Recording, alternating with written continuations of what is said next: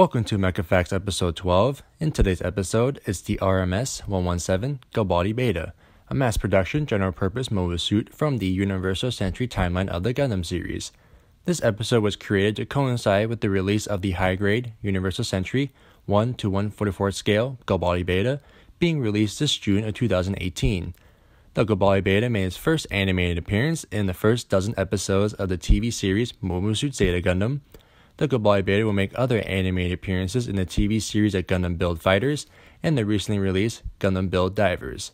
The Galbaldy Beta would appear in the manga of Mobile Suit Gundam Zeta Defined and Mobile Suit Moon Gundam. The original mech designer of the Galbaldy Beta is Mamoru Nagano. Next is the Galbaldy Beta specifications.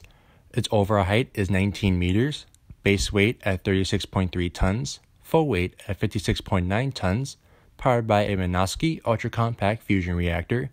It's armored by a titanium alloy ceramic composite armor, crewed by one pilot and a panoramic monitor linear seat cockpit in the torso. The Galbaldy Beta was developed from the RMS-117 Galbaldy Alpha. It was first deployed in mid-UC 0084 and lastly deployed in early UC 0088.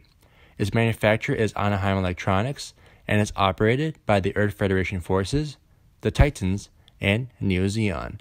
The known pilots of the Galbaldy Beta is Lila Milarira, Jared Mesa, Phileas Stream, and Koichi Nanase. Next is the Galbaldy Beta's armaments and equipment.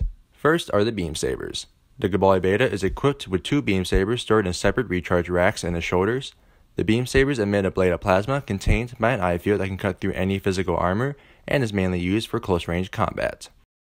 Next is the shield. The Galbaldy Beta is equipped with a simple, thick shield that can be mounted on his arm.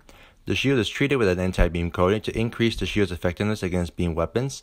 The shield is also equipped with missile launchers that can do significant damage to mobile suits or mobile armors, but is less effective against the heavy armor of a warship.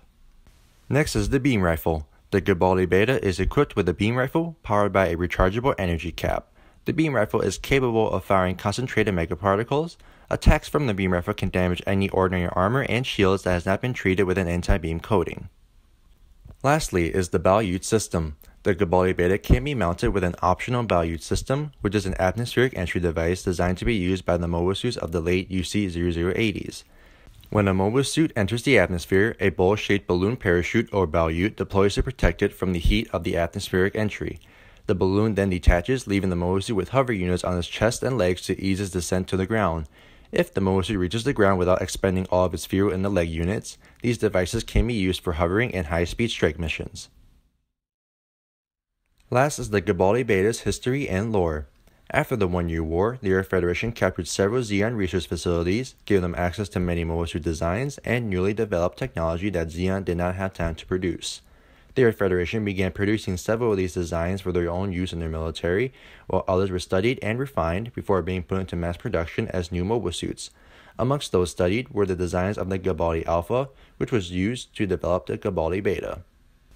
Before the Grips conflict in UC 0087, the Galbaldy Beta was one of the heavily produced mobile suits deployed by the Earth Federation forces, coming in third to the Jim II and the Hyzak. The majority of the Galbaldy Betas produced were stationed aboard the ships and the defense forces of the Federation asteroid base of Luna 2.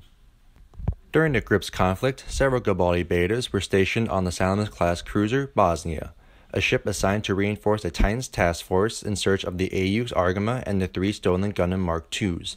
One of these units was piloted by the veteran pilot Lila Milarira. She was killed by Camille Badan's Gundam Mark II in combat when he shot her Galbaldy with his beam rifle at point-blank range into her cockpit. After Lila's death, Jared Mesa, a Titans officer who admired and looked up to Lila, began piloting a Galbaldy Beta in her honor and would battle Camille Badan and his RX-178 Gundam Mark II on the moon. However, Camille's skills were improving, making the technologically superior Gundam Mark II a deadly opponent. So Jared Mesa had little choice but to retreat and to switch over to the newer RMS-117 Marasai. Multiple Galbaldy Betas will be seen again shortly before the HGUC's operation of sending mobile suits down to invade the Titans headquarters of Jabberau. After the Grips conflict, the Neo Zeon forces under the command of Haman Khan began making their move for dominance of the Earth's sphere. During that time, several Galbaldy betas were captured, studied, and be used to produce new powerful mobile suits, just as the Earth Federation had done with the designs of the Galbaldy Alpha. The new mobile suits produced would be the Gazu L and the Gazu R mobile suits. These almost identical mobile suits would be used as bodyguards for the important members of Neo Zeon. In Gundam Build Divers, Koichi Nanase would use the Galbaldy Beta as his main mobile suit in his early days at Gunpla Battle, before moving on to the newer and updated Galbaldy remake. And that's all, folks. Thanks for watching this episode of Mecha Facts on the RMS-117 Galbaldy Beta. If you're not a fan and or a subscriber yet, please hit that subscribe button below and hit that notification bell for future episodes of Mecha Facts. Please stay tuned for more videos and updates, and I'll see you guys next time.